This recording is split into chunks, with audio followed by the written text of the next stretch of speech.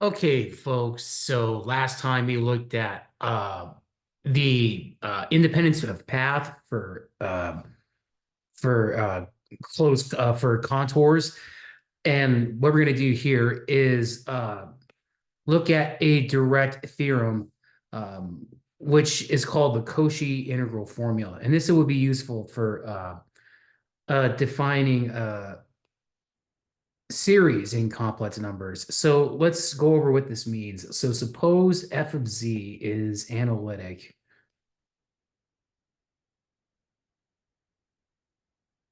in a simply connected domain D, and C is a closed contour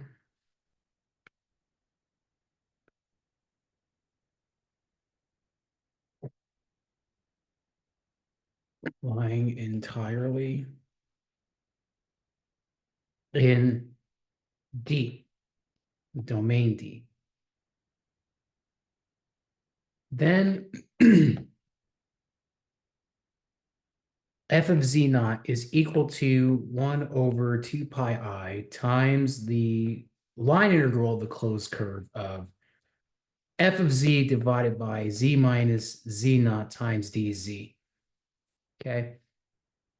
And the idea behind this is you want to use the fact that f of z is analytic. So we can rewrite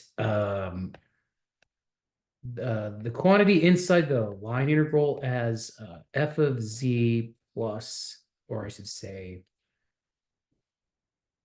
minus f of z naught divided by z minus z naught, and then plus f of z0 divided by z minus z0, z minus z0.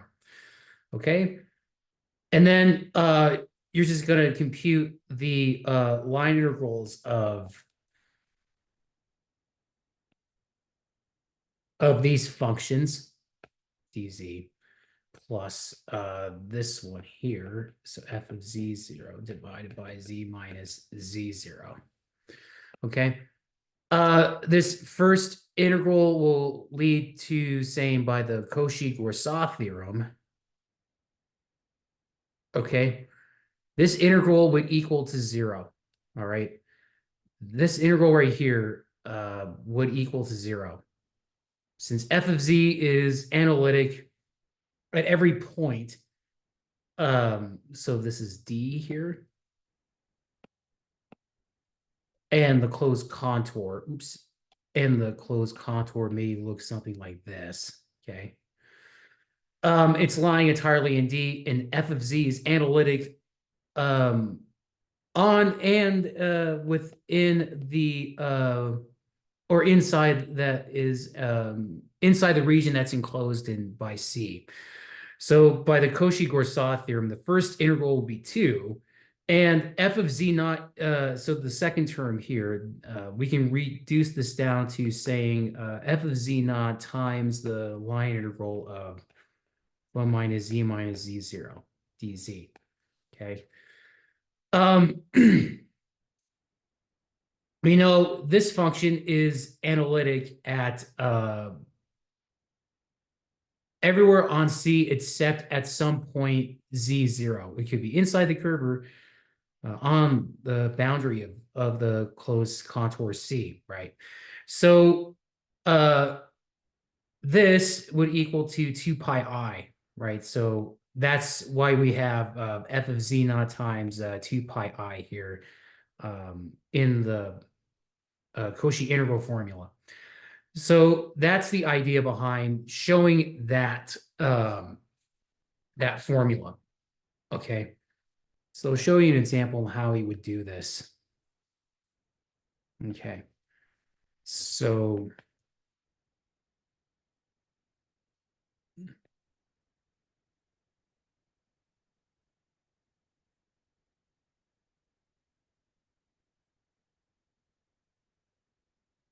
z plus 2I dz. So suppose we have this example. We want to evaluate this line integral of z squared minus 3z plus 4i divided by z plus 2i along the closed contour being the circle of radius 3. Okay. So this the circle of z equals 3. A circle of radius 3. So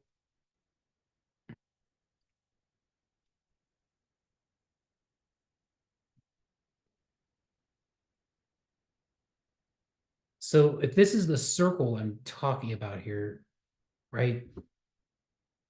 If you notice the function inside this line integral, it's analytic except at z equals minus 2i. So that means this point right here, 0 minus, or I should say minus 2i, it's where it's not analytic, right? So this Cauchy integral formula would it would be valid at the points where the function is not analytic. So it's z equals negative 2i, right?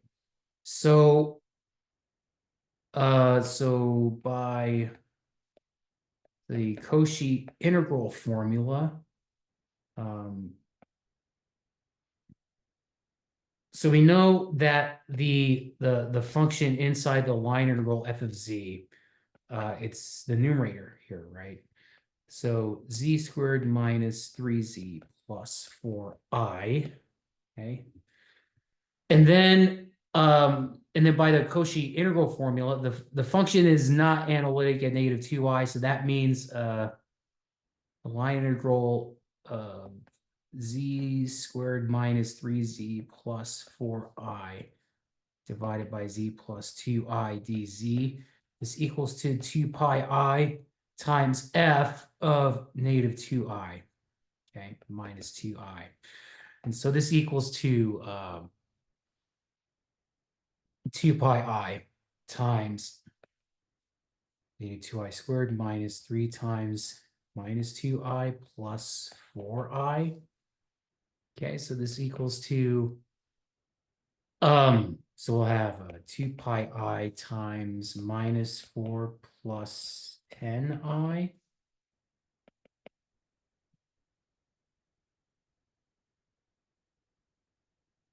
And this would be the answer. Okay. So that's just one example on how the Cauchy integral formula is applied. Okay. And so there's also a generalization of the Cauchy integral formula, but it only applies for derivatives. So here's the Cauchy integral formula for derivatives. Okay. And it goes like this. Suppose that little f of z is analytic in a simply connected. There's no intersections in between the curve, except possibly at the endpoints if it's closed, right? So we're supposing that f is analytic in a simply connected domain. Simply connected means you can connect one point to another point by a continuous path, right? So domain D and C is a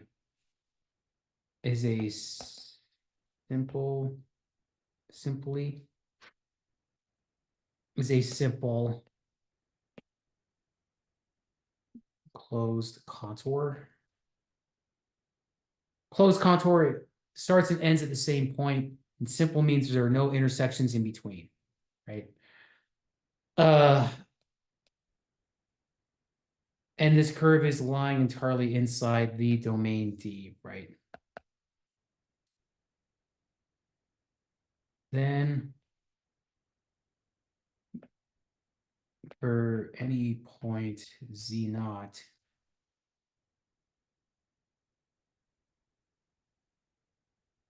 Within C,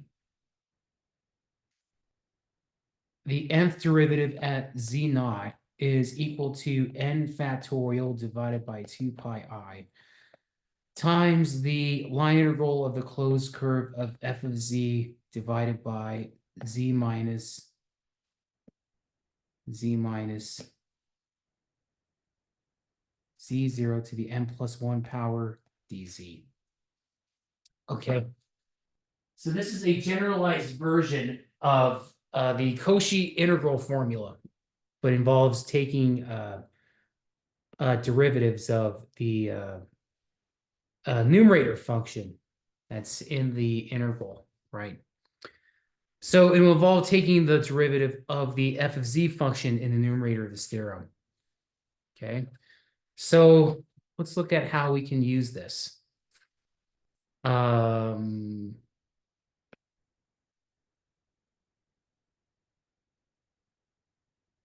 So let's evaluate this line integral.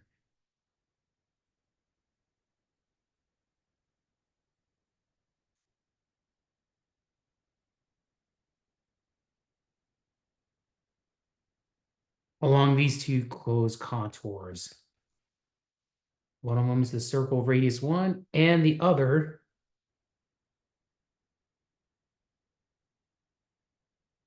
is the circle of radius 1 centered at -1 plus I. I'm sorry, where the center is 1 plus I. Okay, so what I want you to do is try to work on how to use the Cauchy integral formula for this contour integral. And it's a little bit tricky. So yeah, try to pause the video and think about what you can do to approach to a viable solution here in this case. Okay. All right, so I assumed you worked on the line integral for these two closed contours. So let's actually go over it. So the circle of radius 1 centered at the origin, right? So we'll have this circle here. Okay. And we know that this function as a whole is analytic, except at z equals 0 and then at z equals 1 plus I. Okay. Z equals 1 plus I. All right. So it'll be these 2 points here. So this is 1 plus I, and then here. Okay. So the unit circle is enclosed within within the inside the circle, but 0 is included in the circle, right? So what we're going to use is the Cauchy integral formula for the point z naught is 0. Okay, and so here's the tricky part. It's all about rewriting this quantity inside the line integral and figuring out what f of z is defined as, right? What is f of z in this case? So notice that this function z minus, I'm going to write, so if I factor out the minus signs here and here, I'll just get z minus 1 plus I here, right? So if I can rewrite this quantity as z plus 2 divided by z minus 1 plus I over z squared, right? It's just division of fractions here, right? So now what we have here is we have a representation of what f of z is. So f of z, in order for this theorem to work, is z plus 2 divided by z minus 1 plus I. Okay. All right. And so we know that z equals 0 with multiplicity 2. So that means by the generalized Cauchy integral formula, right? We need to use the generalized Cauchy integral formula, which is the nth derivative of f of z naught is equal to n factorial divided by 2 pi I times the line integral of f of z divided by z minus z naught to the n plus 1 dz, right? That's what the Cauchy integral formula states. And we know that at z naught, it's at 0, and the n in this case is 1. The n is 1. So what we have to do is differentiate f of z here. So that would incorporate the quotient rule. So what that is going to look like is low minus 1 plus I times the derivative of the high function, which is 1, minus z plus 2, the high function, z plus 2 times the derivative of the low function, divided by z minus 1 plus I squared by the quotient rule. So we'll have, if I simplify this, z minus 1 plus I minus z plus 2 over z minus 1 plus I squared. Okay, so that's f prime of z. We'll figure out z naught here in a second. So f prime at 0, what that would be minus 1 plus I minus 2 over, so in this case, minus 1 plus I squared, right? And so we will get, so this would equal to minus 3 minus I divided by, so we'll have a 1 plus 2I minus 1. So this is minus 3 minus I over 2I. Okay, let's just write it out like this. So that's f prime of 0. So this line integral, so the line integral of z plus 2 over z minus 1 plus I over z squared dz, okay, this equals to 2 pi I times f of 0, or I should say f prime of 0. This equals to 2 pi, hold on a second. So that's n factorial divided by 2 pi I. So 2 pi I divided by 1 factorial, which is 1. Okay, so let me write out over 1 factorial. Okay.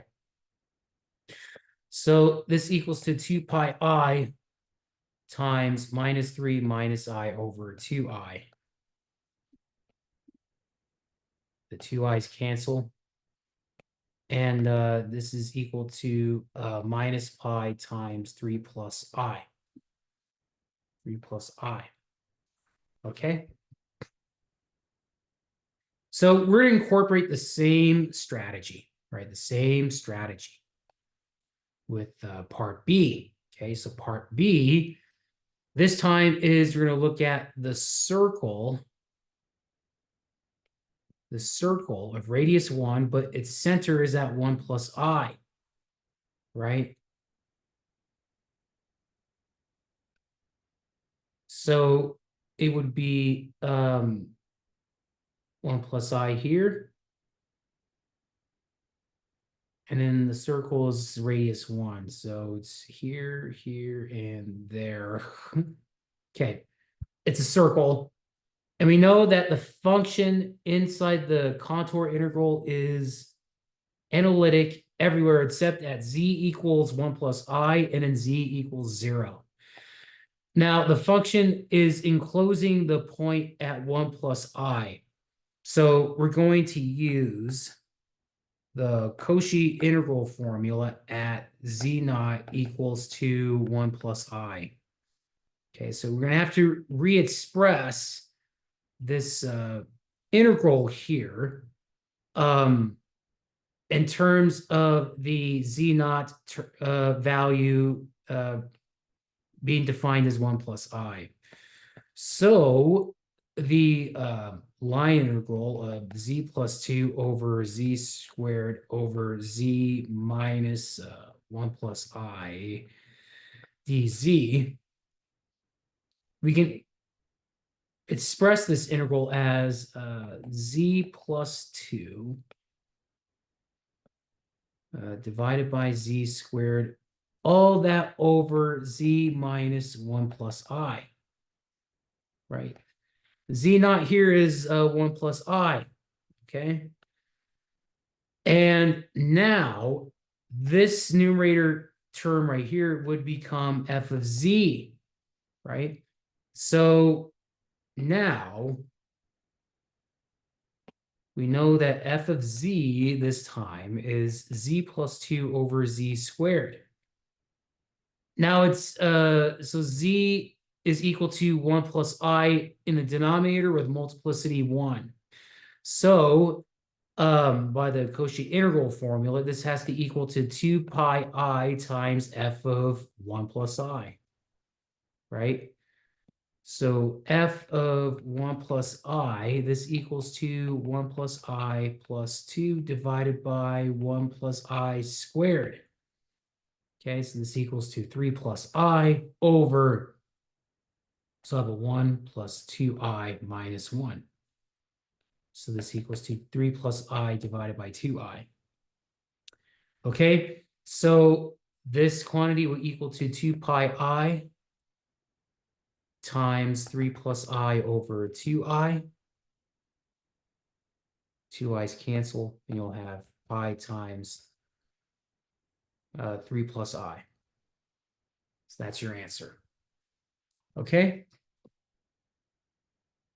And that's simply how the Cauchy integral formula would apply in those examples. Okay? So now, in the last few minutes of this video here, I'm going to write out some important theorems that you're going to use in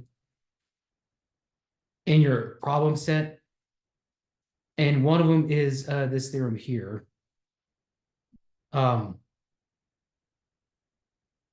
Suppose little f is analytic in a simply connected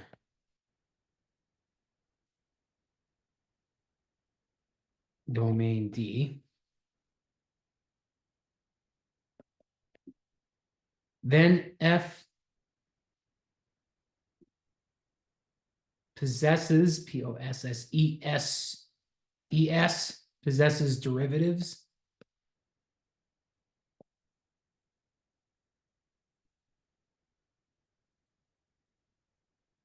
of all orders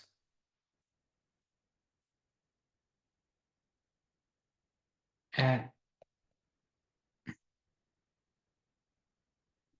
every point z in D. So in this case, the first, the second, the third, the fourth would exist, okay, and are analytic.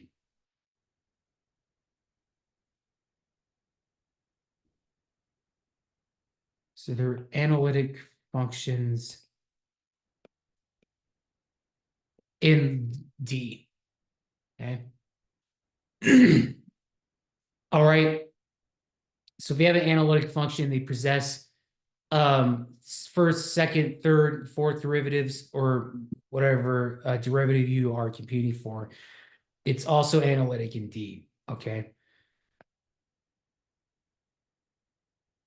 The other theorem is Cauchy's inequality. Okay. Suppose f is analytic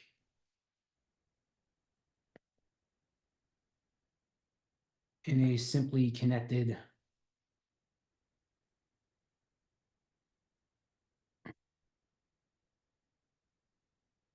domain D. And C, the closed contour in this case is a circle.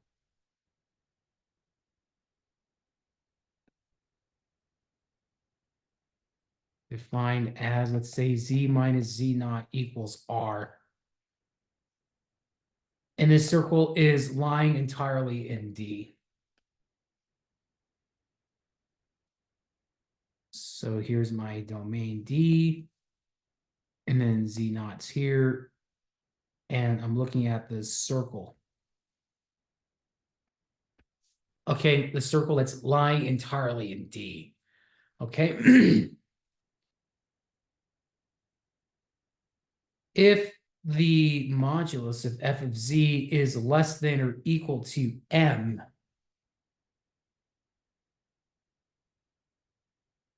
for all z on the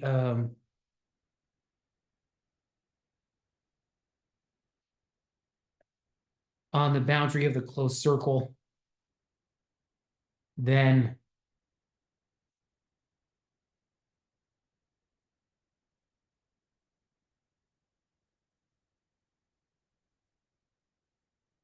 the absolute value of f of z naught is less than or equal to n factorial times m divided by r to the n.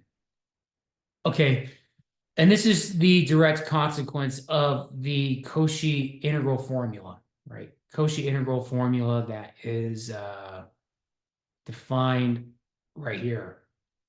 Okay. Um, so,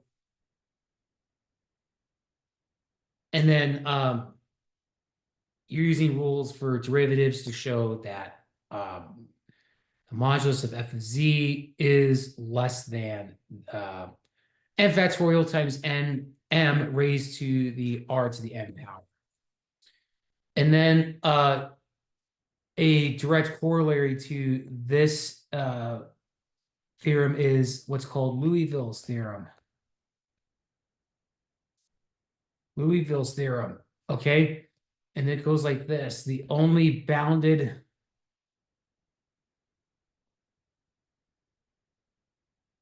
entire functions are constants.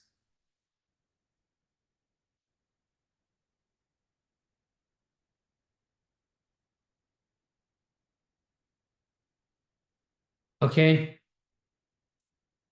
So if you have a bounded entire function, entire means a first derivative exists on every point in the complex plane. So f prime of z basically exists, right? And we know that it's bounded. So the absolute value of f of z is less than m, okay? And then just use the Cauchy's inequality. So f prime of z is less than or equal to m divided by r to the n. Okay, n is 1, so it'll be m over r. All right, so m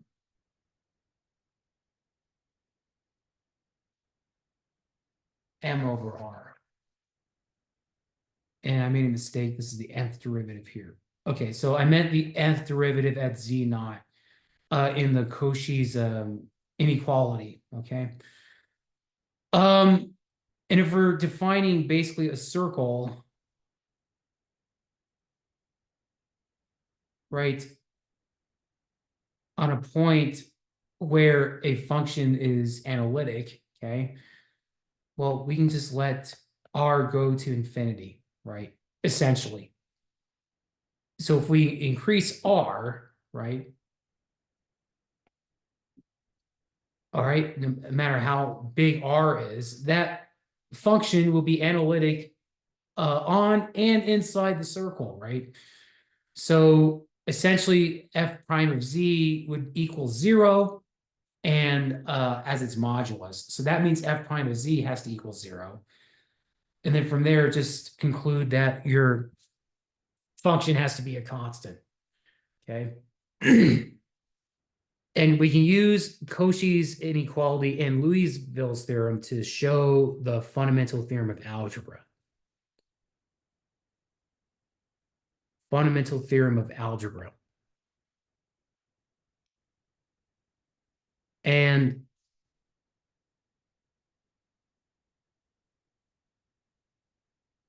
it shows and it goes like this, right? So if we have a complex polynomial, right? -1 times z to the n minus 1 plus all the way down to a1z plus a0, right? So this is a non-constant polynomial.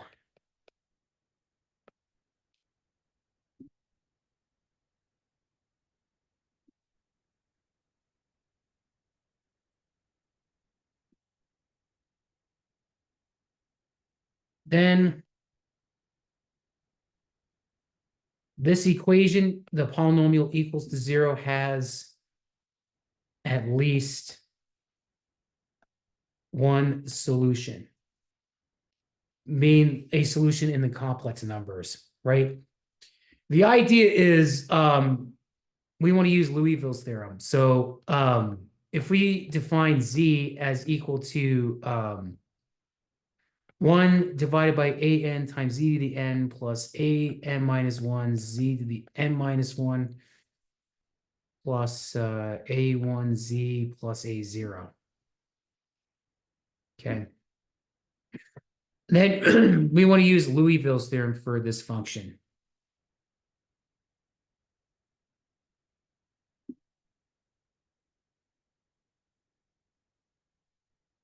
Which says bounded entire functions are constants. A polynomial is entire on all the complex plane, right?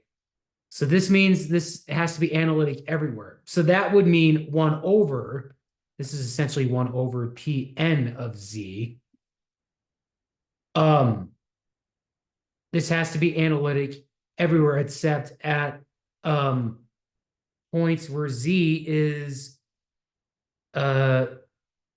at point z where it's 0, right?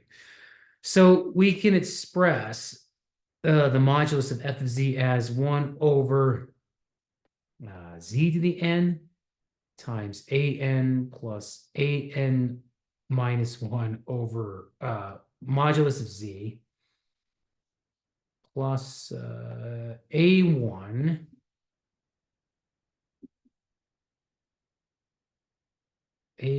over the modulus of z to the n minus 1 plus a0, a0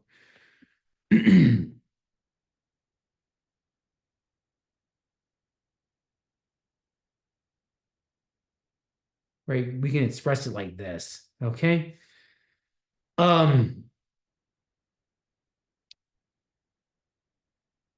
So we know that the polynomial is entire, and then we can just let z, or I should say the modulus of z, go to positive infinity, right? And that would show you that that f of z is bounded. Okay, f of z is bounded, and and then f of z is entire. Okay, and then just use Louisville's theorem that this function has to be a constant. Okay, therefore showing that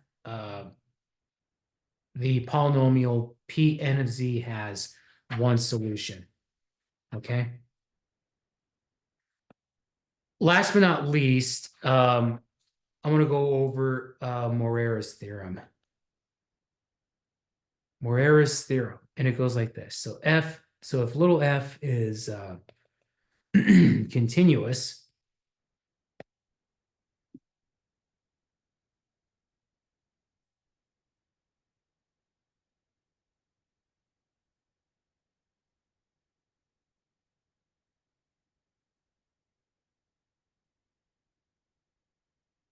if f is continuous on a simply connected domain D, and the line integral of the closed curve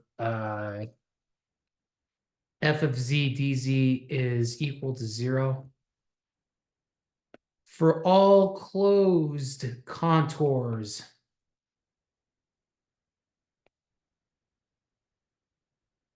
in D, which we call it C, then F is analytic on D. Okay, then F is analytic. So the idea behind this theorem is you want to write out your function in terms of the real and imaginary components. Right, u of xy plus iv of xy, right? And then dz is just dx plus I times dy, right? So this closed contour, this is equal to u dx minus v dy, and then plus I times the line integral of v dx plus u dy. Okay. And essentially, we have a domain D and a closed curve, closed contour, right? We have a closed contour, right? And f of z is the line integral of f of z dz is 0.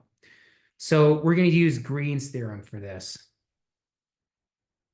So by Green's theorem, these line integrals here, you can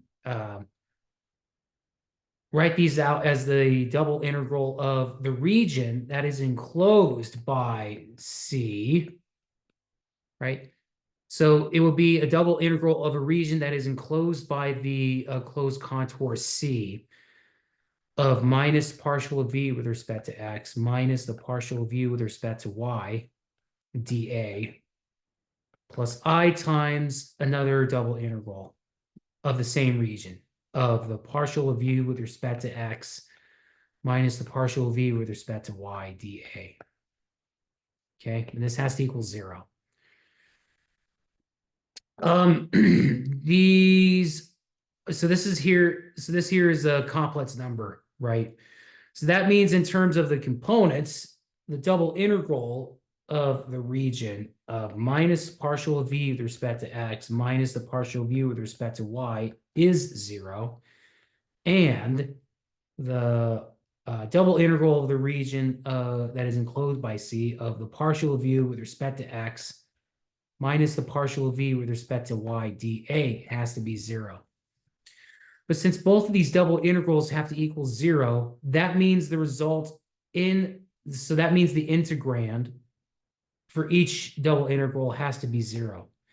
So that would mean that the minus partial of v with respect to x minus the partial of v with respect to y is 0. And partial v with respect to x minus the partial v with respect to y is also 0. These right here are the famous Cauchy-Riemann equations to show that a function is analytic, right? So right here, we'll have the partial v with respect to y is equal to minus partial v with respect to x. And 2, so that's 1 here. And 2, we have that the partial of v with respect to x is equal to the partial of v with respect to y. Okay? So those are the Cauchy-Riemann equations we've seen before. So thus, f of z is analytic on D. Okay?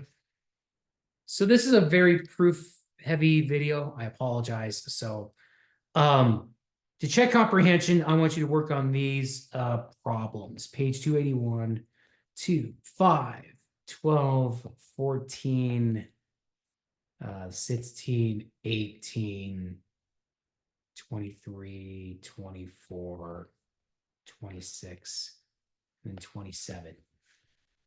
The textbook is it's a link to the text. So to get access to the textbook, it's in the link in the playlist description. So If you still have trouble finding it, just let me know. 27, 27 deals with another theorem, which is using the maximum modulus theorem. And this deals exclusively on closed sets. Okay, closed sets. All right. So 27 has you have to do what's the maximum length? Z of t will obtain, f of z will obtain if you have if you're working on the circle of radius 1, points within and on the circle. Okay, so that is the conclusion for integration in the complex plane. So I hope you enjoyed this. The next chapter is going to be really intense because we will be looking at what complex sequences and series are. We'll review on Taylor series. We'll go over Laurent series. Those are pretty interesting. And then we'll analyze different zeros and then poles for complex functions. So stick around for that. I hope you enjoyed this video. And if you have questions, let me know. Otherwise, good luck to all of you. I'll see you next time.